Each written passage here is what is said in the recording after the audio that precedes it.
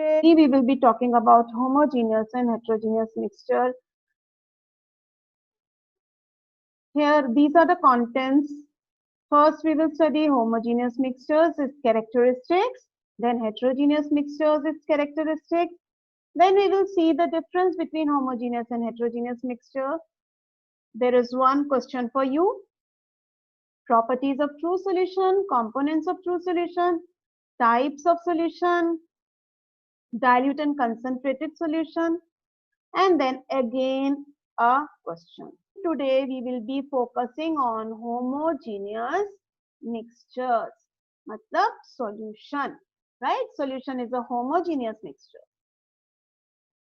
What are the properties of a homogeneous mixture? It has a uniform composition.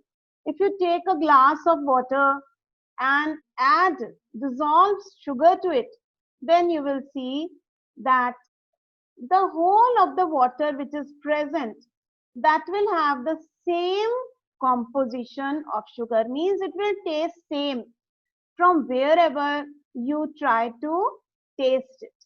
Then in that the particles are not clearly visible also. There are no visible boundaries of separation. You will not be able to identify where is sugar and where is the water. These are the examples, very, very simple examples: sugar solution, salt solution, water and alcohol mixture. All of these are homogeneous solutions. Now, what are heterogeneous solutions? If you see opposite to homogeneous solution, non-uniform composition. Take a tumbler, glass tumbler, and add the sand to it. You will find that sand and water, they are having different compositions at different parts of that mixture. Then particles are visible. You will be able to see sand in it. It has visible boundaries of separation, means you will be able to see where is water and where is sand in it.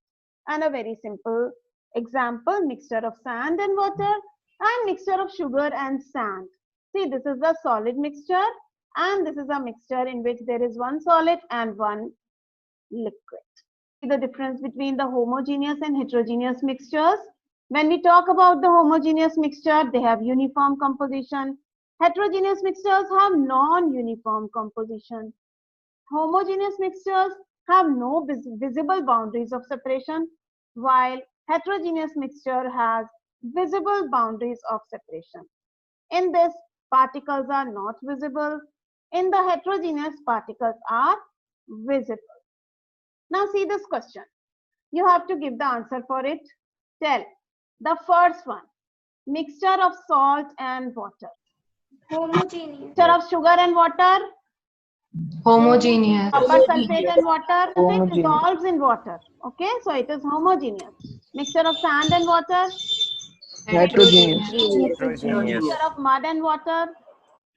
Heterogeneous. The first three are homogeneous and these two are heterogeneous. Right? So I hope you can identify very easily. Now comes the true solution. The true solution, it is a homogeneous mixture, and in this the particles are extremely small. Particles of what? Particles of solute. The particles cannot be seen with naked eye. So particles of solution pass through the filter paper. If you take a solution and pass it through filter paper, you will find that all the solution passes through the filter paper and comes into the beaker. Nothing is left over here as a residue. Then solutions are stable. Stable means you keep it for some time and you will see that the solution remains as it is. It is not that you take a solution of sugar and water and sugar separates after some time. It does not happen like that. Then the true solution does not scatter light because the particles are so small, so it cannot scatter light. It does not show Tyndall effect. And here you can see the process of filtration happening. Now, what are the components of true solution? A very, very important part of this session.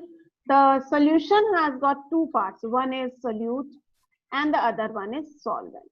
Solute is that part which dissolves in solvent. Okay, like for example, if you take this, then sugar and water solution, sugar is the solute.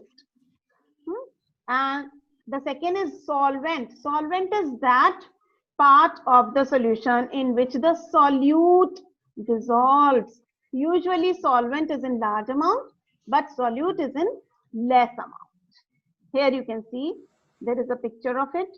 Solvent is water, solute is sugar. And here is the solution.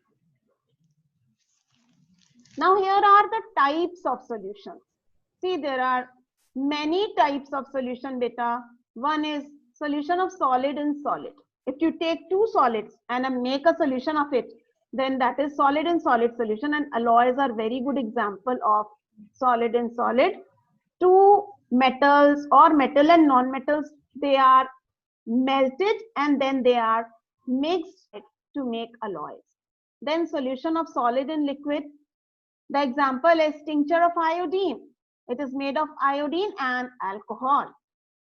Iodine is the solid, alcohol is the liquid. Then solution of liquid in liquid. Two liquids are dissolved. Acetic acid is dissolved in water. Both are liquids. And thus a solution is formed which is called vinegar. Then solution of gas in liquid. Carbon dioxide dissolved in water. It is called soda water. So soda water is the solution of what? Of carbon dioxide in water. Then solution of gas in gas.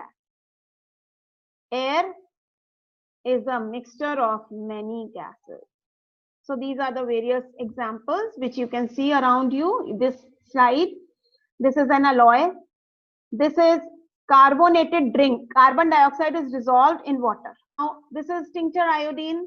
Iodine dissolved in alcohol. And what is this? What is this? Can you identify? This is vinegar. Vinegar, a mixture of acetic acid and water. Now, there are some terms which are related to solution. Dilute and concentrated solution. Please remember this and try to understand it properly. Dilute solution means in which the solute is less. Okay. Concentrated solution is that in which the solute is more.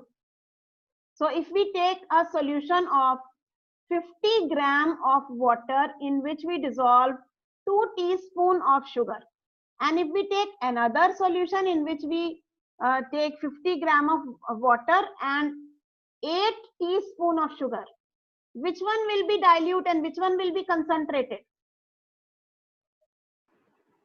Ma'am, first one will be dilute and second one Yes, will very good. First one will be dilute and second one will be concentrated. Now comes saturated solutions, unsaturated solutions. This is also very, very important. Saturated solutions are those in which the solute is mixed up to that extent that it cannot dissolve more solute in it. While unsaturated solution is that solution in which when you dissolve a solute, then still more solute can be dissolved in it. There is one more term, supersaturated solution. Supersaturated solution is that solution which is formed when you make a saturated solution, heat it and add more solute to it and dissolve in it. So these are the three different types of solutions. Question: a saturated solution of sugar is prepared by heating it. What happens to this solution on cooling? The sugar particles separate out in it. Okay,